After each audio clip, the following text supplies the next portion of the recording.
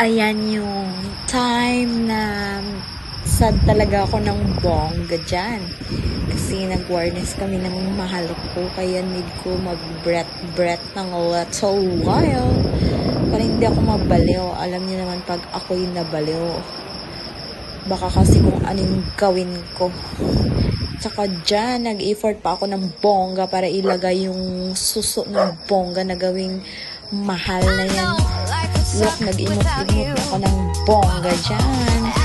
Tingnan nyo na lang ang mabuti yung vlog ko.